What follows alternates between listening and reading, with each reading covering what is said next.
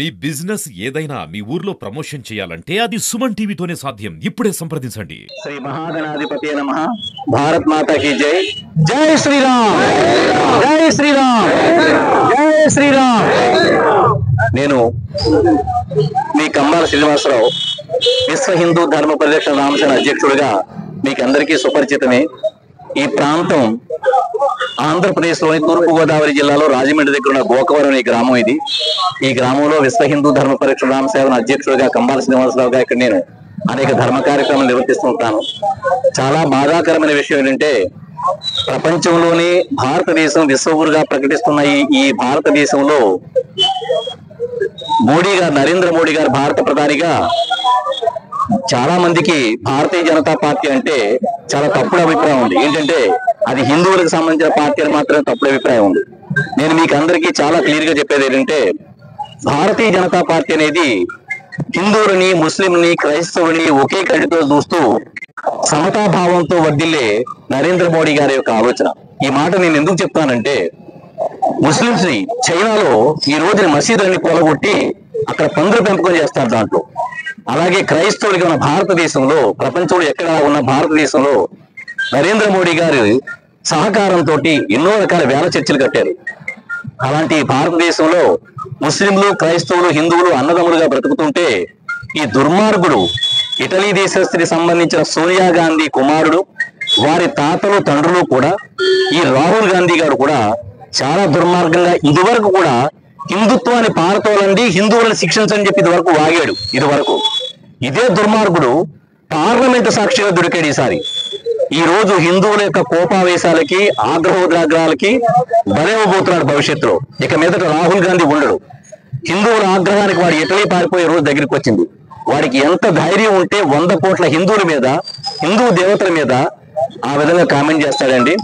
హిందువులు శాంతి కాముకులు కాదు, హిందువులకి హింస ఎక్కువ, హిందూ దేవతల గురించి మాట్లాడడం, సాక్షాత్తు పరమశివుడు ఫోటో పట్టుకుని దుర్మార్గమైన మాటలు మాట్లాడడం హిందువులందరికీ చాలా బాధాకరమైన విషయం.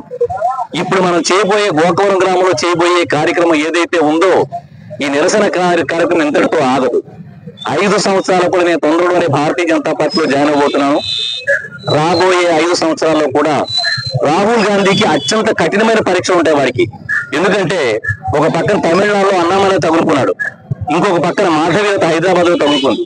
ఇలాగ భారతీయ జనతా పార్టీ నుంచి చాలా మంది ముస్లింలని, క్రైస్తవుల్ని, హిందువులని ఒకే సమభావంతో చూస్తూ, సమంగా గౌరవిస్తూ, అందరి మనోభావాలకి గౌరవిస్తున్న దేశంలో ప్రత్యేకించి హిందువులను టార్గెట్ చేస్తూ రాహుల్ గాంధీ, సోనియా గాంధీ మాట్లాడుతున్నారు.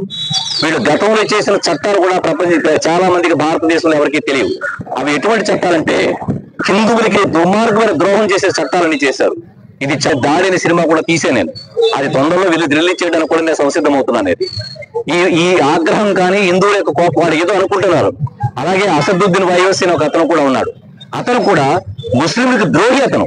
ఎందుకనంటే కలపాలని ప్రయత్నం చేయాలి, హిందువుల్ని కానీ ముస్లింస్ కానీ కలపాలని ప్రయత్నం చేయాలి.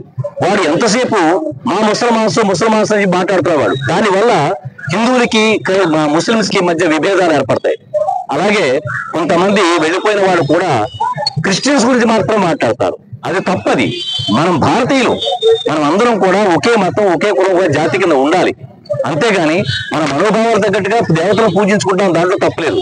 కానీ ఈ విధంగా మనుషులు విడదీసి, మతాలు సృష్టించి, మనుషుల మధ్య దూరాలు పెంచి, సొంత రాజకీయాలకు వాడుకునే ఈ దుర్మార్గుల యొక్క చర్యల నుంచి రాజకీయాలు తొందరగా మారబోతున్నాయి. ఇది అందరికీ తెలియకపోయినా మాత్రం వాడి తల్లి ఇటలీ దేశం పారిపోయే రోజులు చాలా దగ్గరలో ఉన్నాయి. ఎందుకంటే వాళ్ళకి తెలియట్లేదు. హిందువులందరూ కూడా చాలా చులకనగా చేసి మాట్లాడడం, వీళ్ళని ఏమన్నా మాట్లాడితే కూడా మన పబ్బం గడుపుకోవచ్చు అని చెప్పి అనుకోవడం, వీళ్ళని ఎవరు ఏమి చేయాలని చెప్పి అనుకోవడానికి వాళ్ళకి చాలా అవకాశాలు ఇప్పుడే వచ్చినాయి. ఇక మీద వాళ్ళకి అవకాశాలు రావు. ఎందుకని చెప్తానంటే, నేను కూడా సౌమ్యంగా కనిపించవచ్చు, కానీ అందరినీ గౌరవిస్తూ, అన్ని మతాలని గౌరవిస్తూ రాబోయే కాలంలో చాలా ఉగ్రంగా హిందువుని కానీ ఎవరన్నా ఏమన్నా అంటే మాత్రం నేను కోర్టు దాకా వెళ్ళడమే కాదు, దేనికైనా ప్రాణాలు విడిచిపెట్టడానికి కూడా సిద్ధంగా ఉంటానని మీ అందరికీ తెలియజేస్తాను. మేమందరం కూడా ఈ గోకవరం గ్రామంలో హిందువులందరూ కూడా ఒకటై మన మతస్థుల్ని, అన్య మతస్థులను కాపాడుకుంటూ, అంటే చక్కగా అందరం కలిసి జీవనం సాగిస్తాం. అక్కడ ఈ గ్రామంలో దళితులకి, క్రిస్టియన్స్ కి ఎంతో మందికి మనం సహాయ సహకారం అందిస్తున్నాం. అలాగే జమీర్ అన్న ఒక మిత్రుడు ఉన్నాడు, అతను ముస్లిము. నేను ఎన్నోసార్లు చెప్పాను, ఎవరైనా మన ముస్లిం సహోదరు కష్టం ఉంటే చెప్పండి, నాది కూడా అని చెప్పాను. ఈ విధంగా ఎంతో మందికి మనం అన్ని రకాలుగా కలిసిమెలిసి బ్రతుకుతుంటే ఇలాంటి దుర్మార్గుల వల్ల మనం విడిపోయే ప్రమాదం ఏర్పడుతుంది.